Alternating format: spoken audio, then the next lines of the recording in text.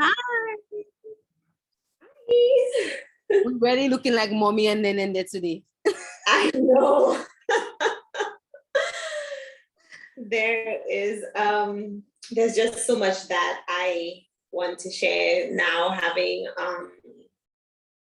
the morning and the early afternoon that I've had. Yeah. Definitely what you mentioned to me a while ago about a role showing up, a role, more than one role, several roles have shown up for me since the last podcast, since the live that we did yesterday. I've just been on a different frequency and I'm going with the energy, however fast it's going right now, because it feels good to do that. My little theme for this morning was a booked and flowing. You know, booked and busy. I'm not busy. I have time, but I am booked and I am going with the flow. So I'm booked and flowing.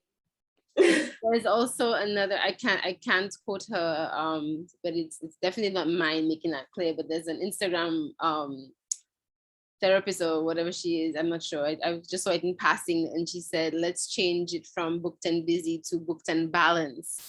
So I'm sorry, I can't quote her. I can't quote who it is, but yeah, I love yours, booked and flowing, absolutely.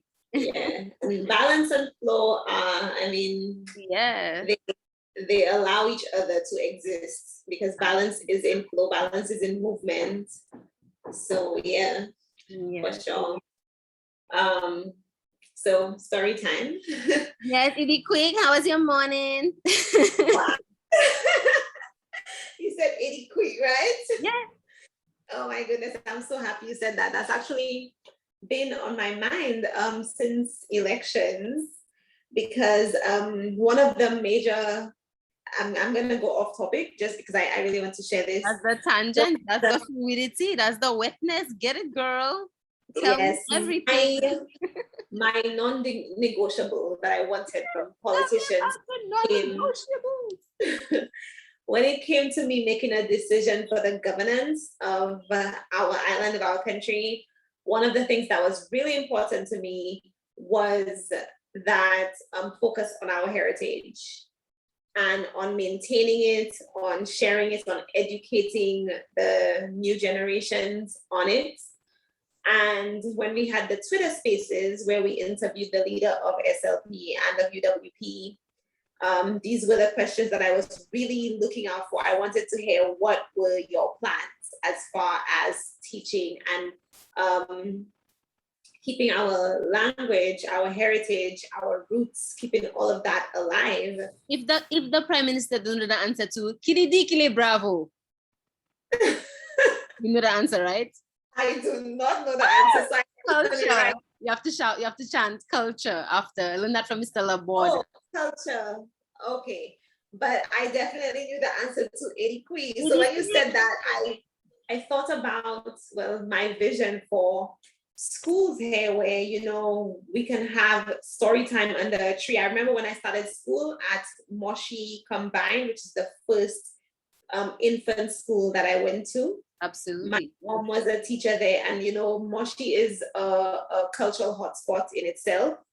So that experience was good for me. I remember having moments in Moshi at the school under the tree listening to stories, but I also have memories of me in the Catholic church yard at youth events that we would organize in our teams. And there was a man from Moshi who did story time with us. And it was so much fun sitting down on the grass with all my friends and people going, Edikwi, and we all shouted, Kwa. And I'm like, I want my son to have that too. If he wants to sit under a tree at school and learn our heritage in practice in that way, not just read from a book and say, oh, well, yeah, this is what we do. This is what we have done. No, let's do it so we can learn it that way, you know? Yeah. And that was a big decision-making factor for me when I voted last month. Based on the answers to that question in particular from those two party leaders, I was like, okay, yeah, I think I know who's going in the direction that I like. So thanks for saying that to remind me of that. Absolutely, absolutely. And it just draws out the significance of story time and the chanting and calling out and framing it as this is a story that's worth, this is a message that's worth a story. And let me sit down, sit with me around this tree, sit with me around this drum, sit with me in a circle, sit with me in confidence, and let me share what I have experienced. Let me tell you of my journey. Let me tell you how my journey has impacted others. I mean, can you imagine if we didn't create the time to do this debriefing, sharing after what you just did, which you're about Yeah. to do and share with us what you Yeah. can? For sure, definitely. And you're doing for me what I feel like I have just done for other people. So it's like a network of clientele. And like I mentioned to you this morning on Instagram in my post, that saying from you that you are your first client, you told me that so many years ago. And I digested it and I've continued to digest it, and I'm still digesting it now in a completely different way. Having experienced clients outside of myself now, I realize all the work that I have been doing, that everything that I've been doing over the past several years has been work. So let me before you go in there, let me upgrade it for you quick as we in our Nautilus and fractal space. So it's changed since I first gave it to you, and it's we are our first and our most. Yes. So it's everything with the relationship with ourselves is always first and most. That way we're really giving from overflow. Mm-hmm. And we're not depleted, we're not exhausted. We are consensually sharing with self-consent and changing our mind with integrity all along the way. And changing our mind does not mean contracting and holding back. Sometimes changing our mind means giving a whole lot more. It just depends on the full energetics and flow of the space and the fullness of the intimacy and the fullness of the integrity, as in the strength and the nature of what we are navigating. So you are your first and most effective client because you are your niche and you are learning from yourself. Yes, absolutely. And from there, I have been able to gift the same tools that I used to help myself, to help other people, and to empower them to help themselves, which is exactly what you have always done for me.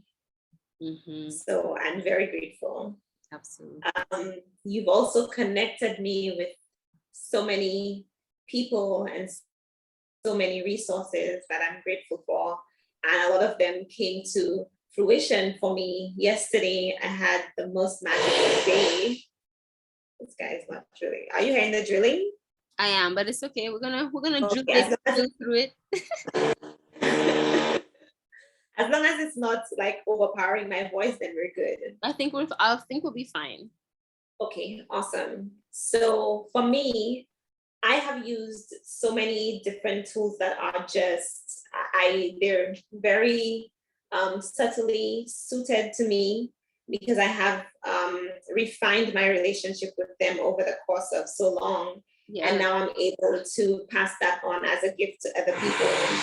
And my day started with someone reaching out to me about a dream that they had that I was in, that they wanted to share. And usually when I wake up, I write my dreams down. Mm-hmm. And I usually do a dream divination on whatever it is that I have. I have not done a dream divination for this person, but it's something that they want and that I am open to doing. But with the scheduled client that I had today, which is like my first calendar person, like my first calendared appointment, I was able to also gift them that as well, an oracle reading at the end of our session, where it's a tool that I feel is it has not only been useful for me, but it fosters my own personal way of doing things as well, because it's how I've done things for myself. I want to give a story about something that I actually did not mention, that was a major part of my story in when I started doing online work. It started several years before, as always, where I had a conversation with a friend who was working online, and I was asking him questions. He said something to me which I did not fully understand, and because of everything that was going on at the time, I never sought enough clarification at that point in time. But this person has a somewhat unusual name, right? It's unusually common, but also it's unusual in the way that it's spelled and so on. So shortly before I started working from home, I thought to myself, like, I really want to know, like, what he was talking about, like, how did he get into the work that he's doing? And he had moved away, to another part of the world and was living there, working. He had that freedom that I first, noticed when I moved back to St. Lucia. So at that time, I was doing a lot of book divinations. I would take a book, I would open it up to a seemingly random page, and I would just get a message that was not random at all, but very specific to the question that I was asking. And that was my introduction to divination, which is a tool that I've used for myself all the time throughout this entire journey. But when I opened it up, the paragraph that I read, and this book, it's Finnegans Way. I'm trying to remember the author, but I'm not sure if you're familiar with the book Finnegans Way. I'm gonna Google. Sounds familiar, but Finnegans Way. I want to get the name of the author. So it's the book itself, I've never read cover to cover because it's one of those books. It's funny. My dad introduced me to it, and my father is a huge literature person. Mm-hmm. He's a writer and all of that. And he's always, pardon? You see my message? In the chat? Yeah, just check it out and continue. Okay. Yeah. So my dad is a literature person. So he, throughout life, he's always introduced me to poems and books and everything. And he told me about this book, Finnegans Way.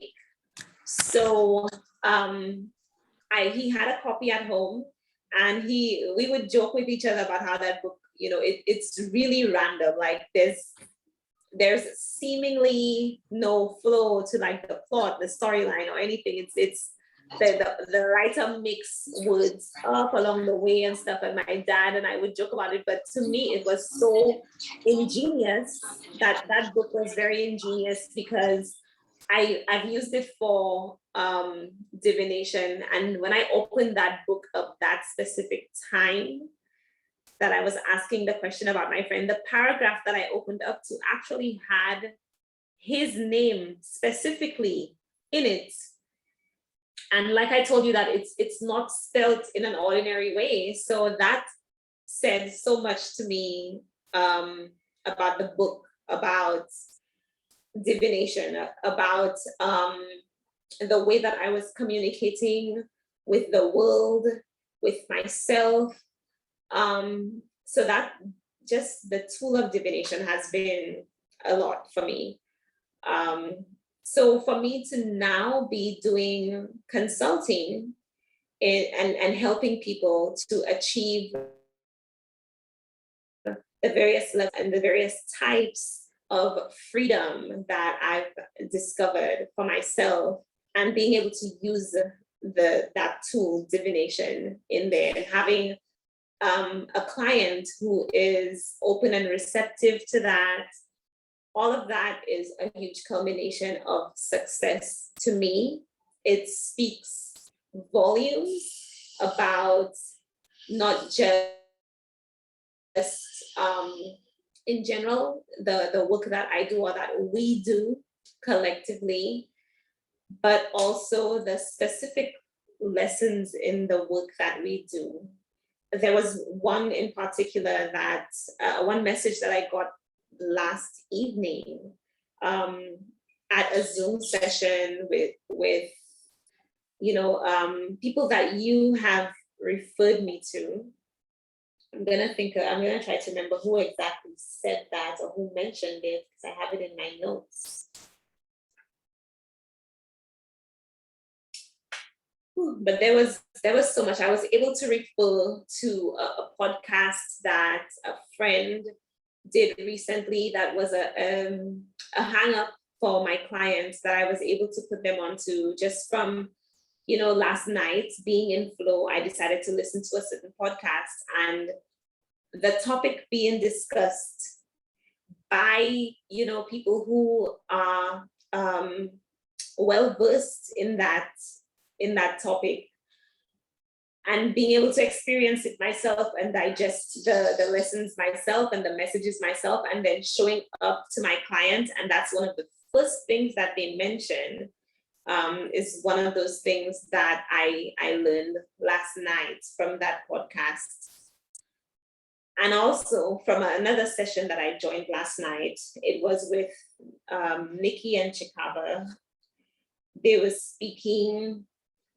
Somebody mentioned something after a Qigong session that just stuck with me. And it was the concept of looking at ourselves more as a garden than as a plantation. And for me, that was like, what? Absolutely. I think somebody had pulled a card, or no, they didn't pull a card. They pulled a different card. But for me, it was the representation of the tarot card, the Seven of Pentacles energy, and tending to myself as a garden, rather than treating myself like a plantation that has to produce a certain level of output. I can hold myself to a standard of being and a standard of living rather than a standard of manufacturing, of producing. I don't want to abuse myself as a plantation, especially with our background with regards to plantations versus gardening. So seeing myself as a garden, and giving myself the freedom to be in and out of season, giving myself the freedom to produce fruits that are not necessarily monetary, because not everything you grow in a garden is for you to sell at the market or for you to export or for you to, as is the case with a plantation. I feel like the idea of being on a plantation or treating ourselves as a plantation has allowed us to forget that it is okay for us to be seemingly unproductive, because it is productive to rest. It is productive to create just for the sake of creating. When I grow flowers, I'm not necessarily growing it for me to make tea, even if I can do that. Or I'm growing it for the experience of growing it, for the pleasure of taking care of a garden, of seeing it blossom, of experiencing it when it is in bloom, of experiencing it throughout the entire process of its becoming. So I have a garden for experience, whereas a plantation is more for production. So being able to flip that switch for me and to treat myself as a garden and to have conversations with another siren, another island woman, another St. Lucian who can, who I can speak to about things like money. It's something that we shy away from talking to each other about. Number one, we don't want to talk too much about our desire for money. We don't want to talk too much about our level of maintenance because we're afraid to come off as high maintenance. We don't want to talk to each other too much about how we make money, because a lot of the time we have kept insider secrets, and we've been encouraged to do that. So these are a lot of conversations that I have not necessarily had the opportunity to have with a sibling or a parent or a friend or a client. And for me, being able to have that conversation with my client this morning, well, this afternoon, excuse me, being able to have that conversation, woman to woman, and being part of each other's networks is just it's invaluable.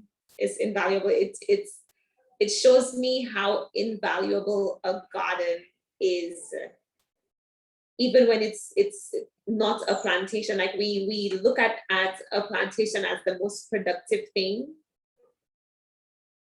Yes. We're all gardens, and we're all like a network of gardens and different flowers in the same garden and all of that, as opposed to rows and rows and rows of the same tree producing the same thing. So we can have a whole bunch of the exact same products being pushed out into a market, and now we're forced to market it in a certain way. Yes, we are layers of lotus flower. I'm just seeing your comments popping up. So that did a lot for me.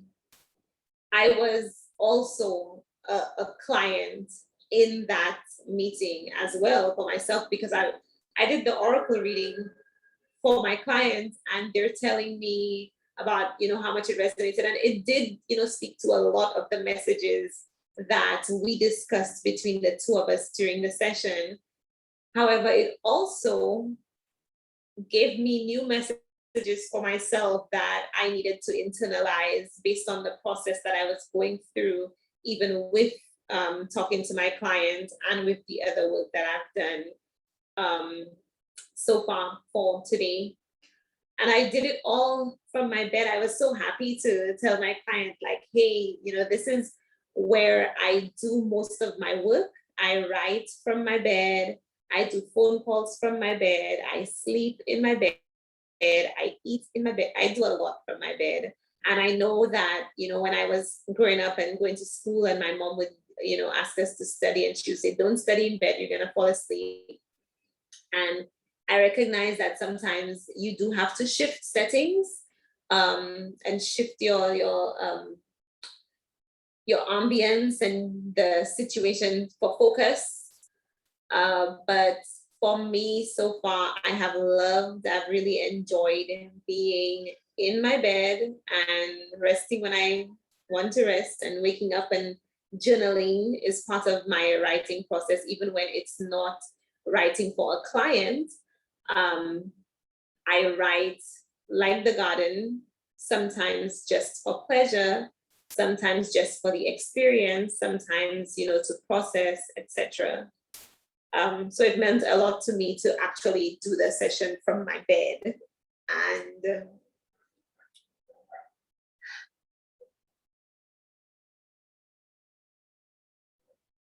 and to just acknowledge the freedom that I have to do that, to show up in my mini dress with no bra, to show up with my notebook and all my oracle cards, to show up as myself, essentially, and to still be of great value to the person that I'm showing up to the people that I'm showing up to, and to have them be of great value to me, because the questions that I was being asked as well was so helpful, extremely helpful, in that, having been in that space of working for myself and with myself for so long, some of what occurred to people as questions that they would need clarification on did not initially occur to me.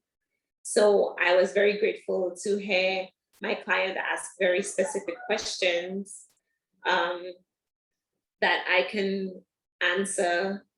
And in all that flow leading up to our session, just because I had that client on my mind, thinking about, what can I give them that is of value. There's, yes, absolutely lets them experience their power and lets me experience mine as well. And I thought, in their power to call certain things from me, to call the value that they need from me as well, inspired a lot of what I did in my process. So as an example to you, I actually, just like you're doing for me, you have recorded podcasts with me where we do essentially sacred dialogue sessions where I'm being your client, but as you mentioned, I'm also being your colleague. I felt like that's what it was for me and my clients as well. And I allowed them the right to record the message so that as a gift to themselves, from me, they can always refer back to that conversation and see themselves talking about everything. Like my client started off talking about her relationship to money. And I think that having footage of herself looking into a camera and saying, this is how I see money on today, August 9th, 2021. This is how I see money. And at another point, when they see money, when their vision and their experience of money has transformed, has mutated, among many other things, they can look back at that footage and see themselves starting off this journey and saying, hey, Siren, this is how I see money right now. And seeing, being able to go over the whole conversation that we had and, extract more gems, just like how we do, like how I do when I listen to that the podcast. Absolutely. So that I was very happy that I was able to give that gift of the recording.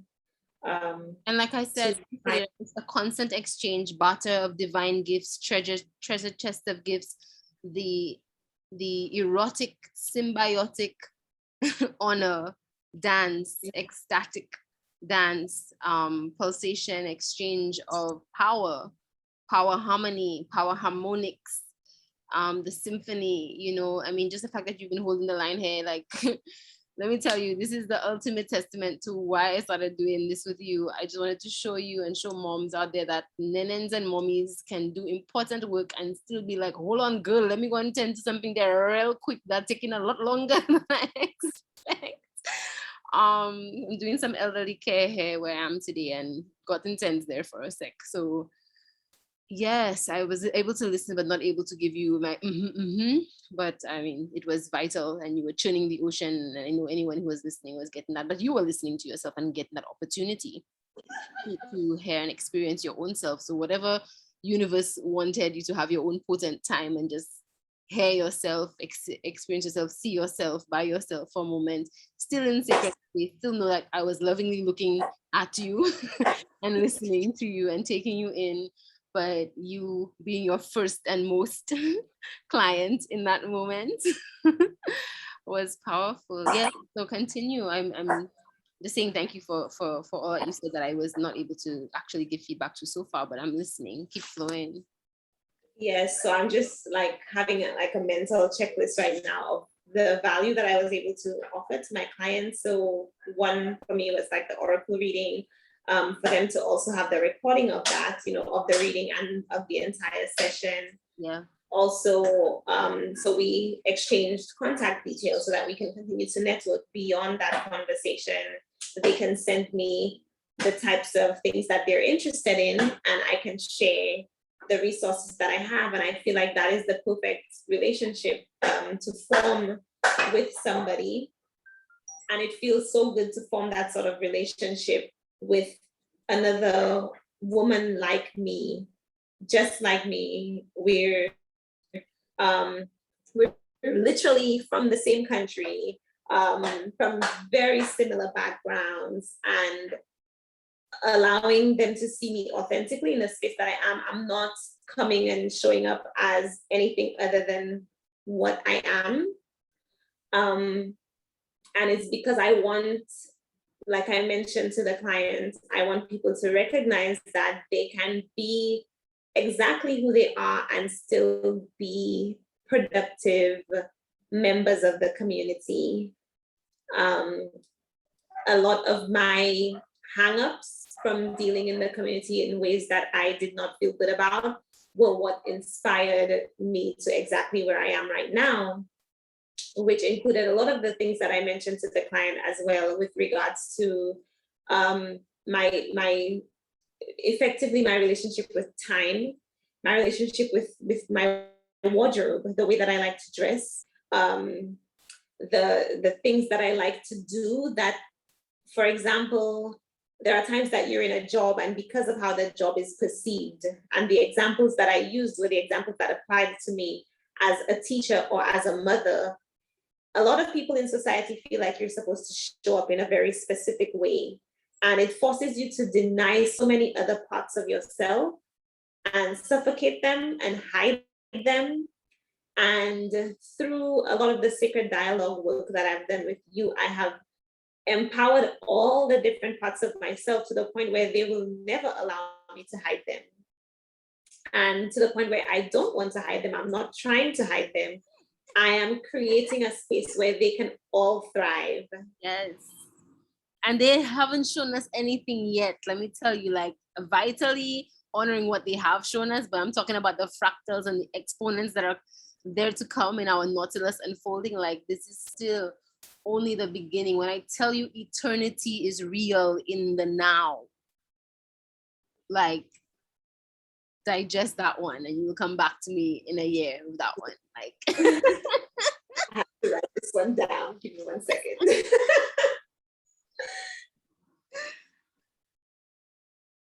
yeah. Oh my God. I'm so I'm so, I'm constantly thankful, appreciating, as in adding value and amplifying of myself and all of us in everything that I'm doing. I'm always thinking of all of you at all the time. I'm in Cerebro, in my Professor X mode, and I'm thinking and I'm feeling and I'm creating with you, and I'm pushing you all onwards, and I'm reminding you all to rest. I'm just like churning at the bottom of the ocean. I'm just doing this dance at the bottom of the ocean, and for all of us, right? I'm constantly in that energetic space. And so this specific client that you had today, just because we might most likely post this for confidentiality and for where everybody is in the space, I have to be still very cryptic and holding sacred space, you know.